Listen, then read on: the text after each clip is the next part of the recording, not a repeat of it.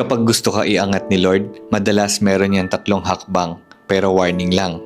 Hindi yan para sa mahina ang puso. Kasi ang pruning at obedience, masakit yan. Mabigat yan. Hindi lahat handang dumaan dito. Una, pruning.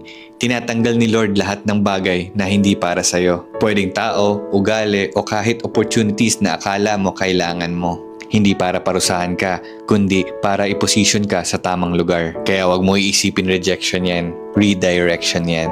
Yung iniisip mong pagkawala, protection at preparation yan galing sa Diyos. Ang pangalawa, obedience. At ito ang pinakamahirap. Minsan, hihingin ni Lord na bitawan mo yung gusto mo. Magpatawad kahit masakit. At magtiwala kahit walang kasiguraduhan. Hindi ito laging may kasamang paliwanag at hindi ito laging logical.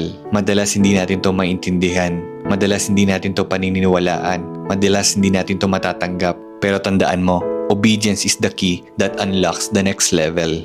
Kung hindi ka pa handang sumunod kasi hindi mo gets kung bakit, baka hindi ka pa handa sa elevation na hinihiling mo. Pangatlo, sudden elevation. Pagkatapos ng pruning at obedience, bigla na lang bubukas ang mga pinto.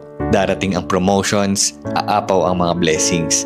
Yan yung madalas natin naririnig sa iba na pag dumating na yung blessings, sinasabi nila sobra-sobra yung binigay ni Lord, hindi nila in-expect. Pero tandaan, hindi yan sudden kay God. Matagal ka na niyang hinahanda. Nakaplano na yan lahat sa Kanya. Hinihintay ka lang niya sumunod at magtiwala para maging ready ka sa ibibigay niya. Nasiguradong yung ibibigay niya, maaalagaan mo.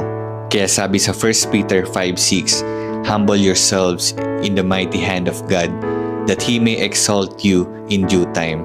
Kaya kung nararamdaman mo na parang pinapahinto ka, na tinatanggalan ka, o tinutulak ka ni Lord sa mahirap na hakbang, baka nasa proseso ka na ng elevation. At uulitin ko, hindi ito para sa mahina ang puso.